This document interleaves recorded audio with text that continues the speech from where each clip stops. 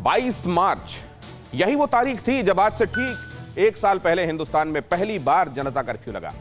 वजह थी कोविड-19 वायरस। घातक विषाणु के प्रकोप से बचने के लिए पीएम मोदी ने एक दिन के जनता कर्फ्यू का ऐलान किया। स्कूल, कॉलेज, दफ्तर, मॉल, ट्रांसपोर्ट सब कुछ ठप हो गया। पूरा हिंदुस्तान सुनसान और वीरान नजर आने लगा। लेकिन 365 दिन बाद फिर वैसे ही हालात बनते दिखाई दे रहे हैं। 1 साल बाद फिर वही दहशत, वही खौफ मंडराने लगा है। आखिर कैसे हिंदुस्तान पर वायरस का लोड बढ़ रहा है, आप देखिए। 10 स्टेट से कोरोना रिपोर्ट, कहां कैसे हुआ विस्फोट।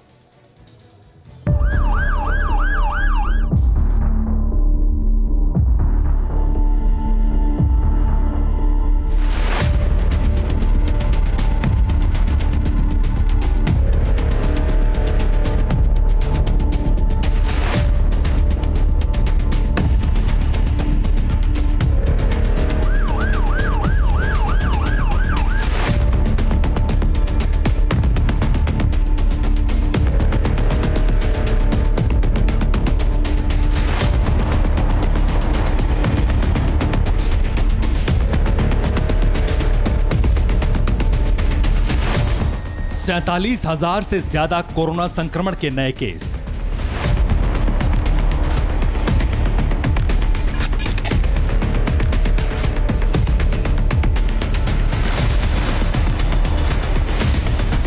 बीते 24 घंटों में 213 लोगों की मौत।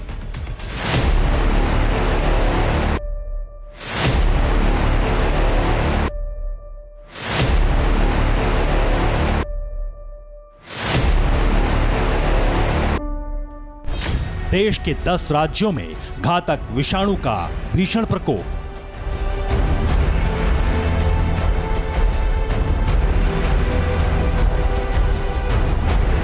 पिचासी जिलों में लॉकडाउन या फिर नाइट कर्फ्यू।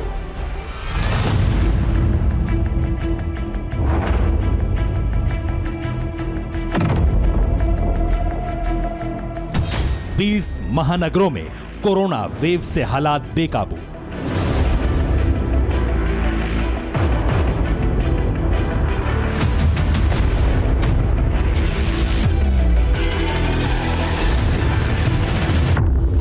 ये मौजूदा तस्वीर हिंदुस्तान की है, जहां कोरोना की सेकेंड वेव लगातार विकराल रूप ले रही है। हर रोज कोरोना संक्रमण के नए मामलों में इजाफा हो रहा है।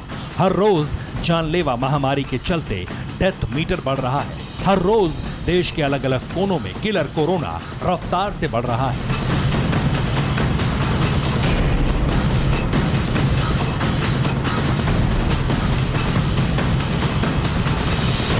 ऐसे में सवाल खड़ा होता है, क्या ये तस्वीर दूसरे संपूर्ण लॉकडाउन की तरफ देश को ले जा रही है? क्या बीते साल की तरह इस साल भी फिर से वही तालाबंदी, वही पाबंदी, फिर से वही दहशत और खौफ का माहौल बन जाएगा?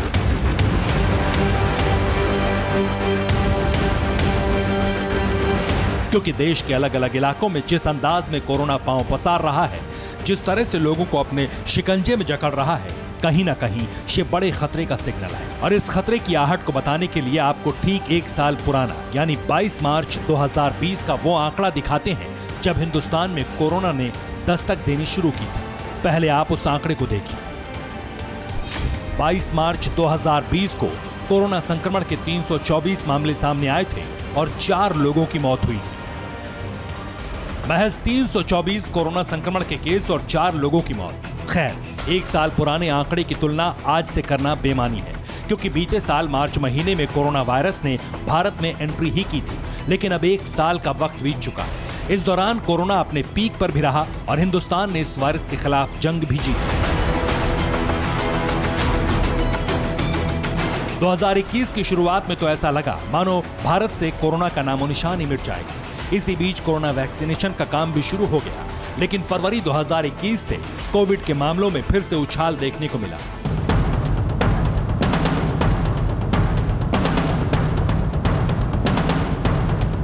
लेकिन किसे पता था कि चंद दिनों बाद ये घातक विषाणु फिर से तांडव मचाएगा, फिर से लोगों को अपना शिकार बनाएगा, फिर से इंसानियत पर खतरा बन जाएगा।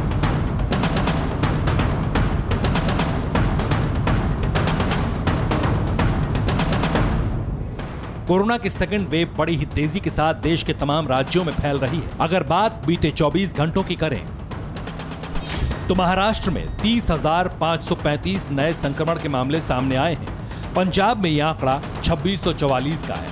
केरल में 1875 लोग कोरोना की चपेट में आए हैं। कर्नाटक में 1715 लोग पॉजिटिव हुए हैं। गुजरात में आंकड़ा 1580 लोगों का है। मध्य प्रदेश में 1322 लोग कोरोना पॉजिटिव हुए हैं। तमिलनाडु में एक दिन में 1289 लोग कोरोना की चपेट में आए। छत्तीसगढ़ में 1000 लोग और हरियाणा में 867 लोगों को कोरोना ने जकड़ा है, जबकि दिल्ली में यह आंकड़ा 823 का है।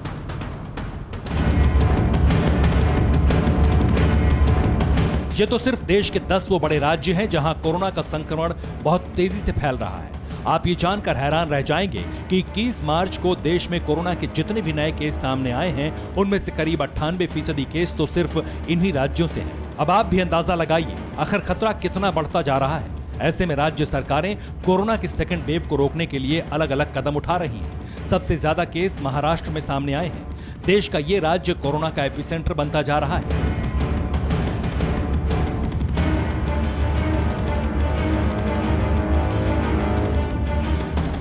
महाराष्ट्र में भी नागपुर कोरोना का हॉटस्पॉट बनकर सामने आया है, जहां वायरस संक्रमण के बढ़ते मामलों को देखते हुए 31 मार्च तक लॉकडाउन लगाने का ऐलान किया जा चुका है। लेकिन हालात संभलने के बजाय बिगड़ रहे हैं।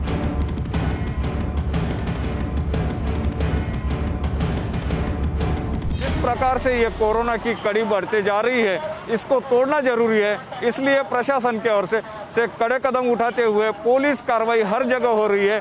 वहीं पे जो नियमों का उल्लंघन करता है उनके ऊपर भी कड़ाई से कार्रवाई जो है वो की जा रही है। दहशत इस बात की है कि वायरस का अटैक पैटर्न हूबहू वही है। इसे देखते हुए महाराष्ट्र सरकार ने पुणे, अकोला, परभणी, औरंगाबाद, अमरावती में नाइट कर्फ्यू लगाने का फैसला किया है। महाराष्ट्र के कई और शहरों में भी नाइट कर्फ्यू के साथ साथ कुछ सख्तियां बरती गई हैं। दफ्तर, मॉल, सिनेमा घरों में भी लोगों की तादाद 50% रखने का आदेश दिया गया है।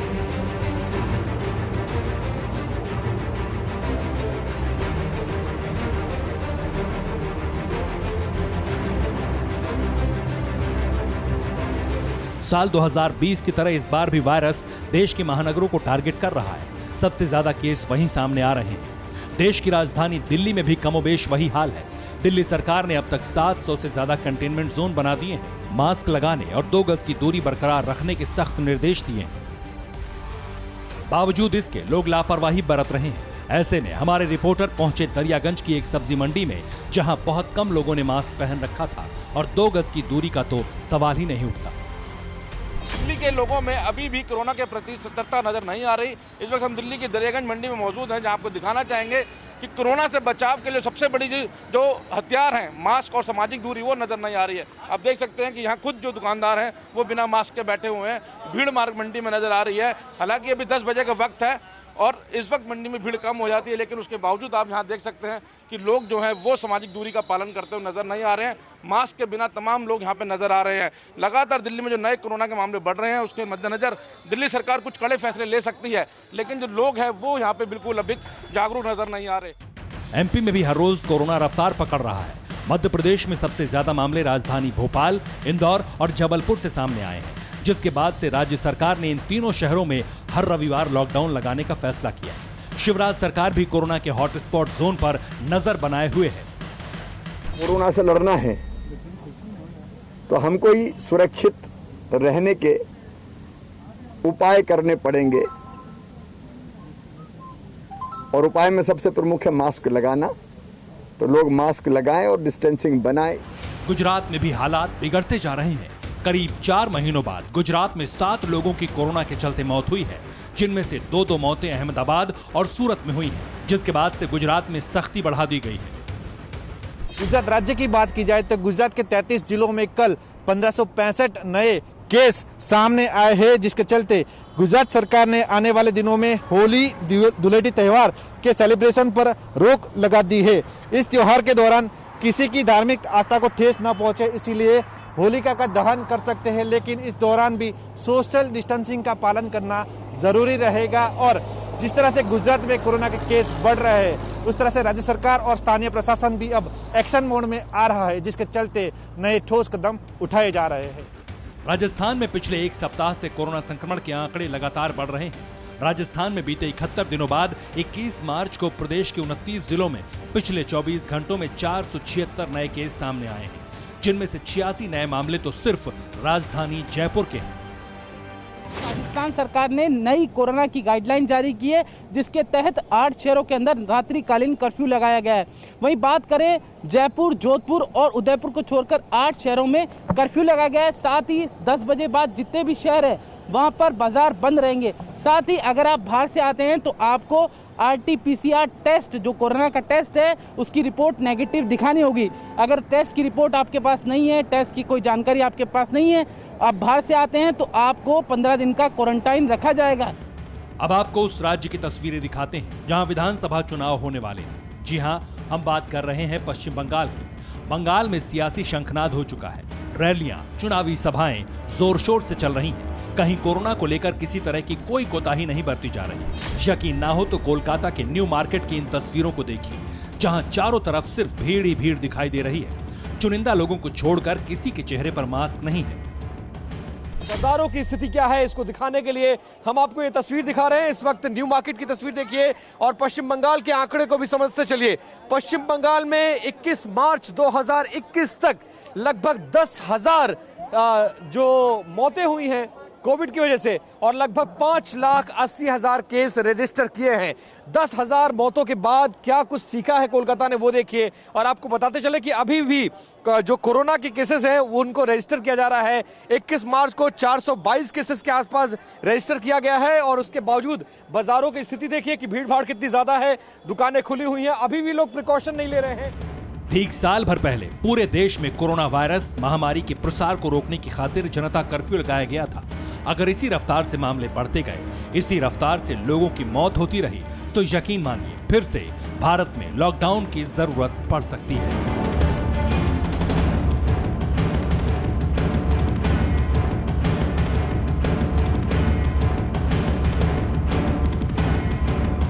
नागपुर से सुनील ढगे, भोपाल से मकरंद काले, अहमदाबाद से प्रतीक जाधव, कोलकाता से विपिन चौबे, जयपुर से जितेश जेठानंदानी और दिल्ली से मोहित ओम के साथ ब्यूरो रिपोर्ट, TV9 भारतवर्ष।